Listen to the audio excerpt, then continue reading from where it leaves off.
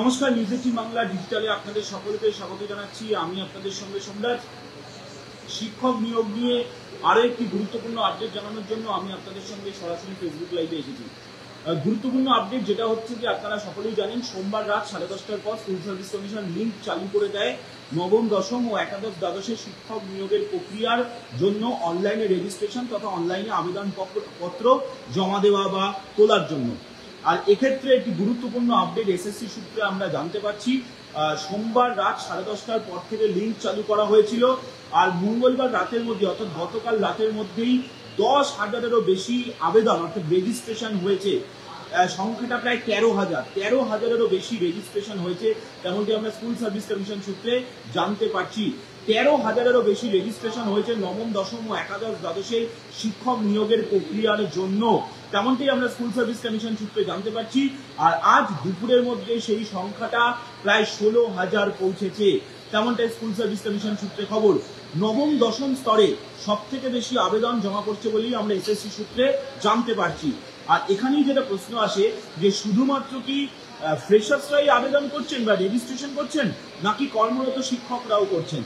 যেটা আমরা এসএসসি সূত্রে জানতে পারছি, কর্মরত শিক্ষক অর্থাৎ যারা ইন সার্ভিস টিচার, তারাও কিন্তু অ্যাপ্লাই করছেন এই এসএসসির মাধ্যমে শিক্ষক নিয়োগের প্রক্রিয়ার জন্য।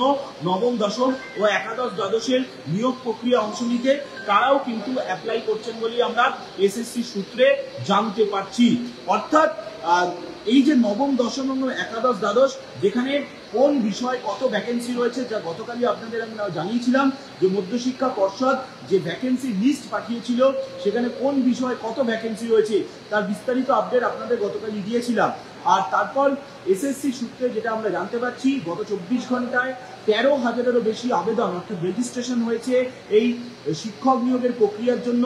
শুধুমাত্র ফ্রেশার্সরা নয়, ইন সার্ভিস টিচাররা তারাও কিন্তু অ্যাপ্লাই করছেন। তার কারণ এসএসসির তরফে যে অনলাইনে যে আবেদনপত্র দেওয়া হচ্ছে, সেখানে কারা ইন সার্ভিস টিচার রয়েছেন এবং ইন সার্ভিস টিচার থাকলে তাদেরও বিস্তারিত নথি সেইখানে উল্লেখ করতে বলা হয়েছে। এবং সেখানেই দেখা যাচ্ছে যে ডেটা উঠে আসছে, সেখানেও দেখা যাচ্ছে ইন সার্ভিস টিচাররাও অ্যাপ্লাই করেছেন। এবং স্কুল সার্ভিস কমিশন যেটা জানিয়েছে, জুলাই মাসের মাঝামাঝি সময় পর্যন্ত এই অনলাইনে প্রক্রিয়া চলবে।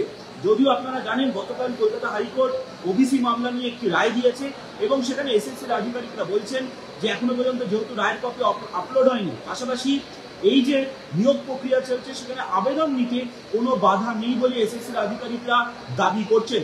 ফলত সব মিলিয়ে স্কুল সার্ভিস কমিশন সূত্রে যেটা আমরা এই মুহূর্তে আপডেট পাচ্ছি, সংখ্যাটা প্রায় 16,000 পেরিয়ে গেছে।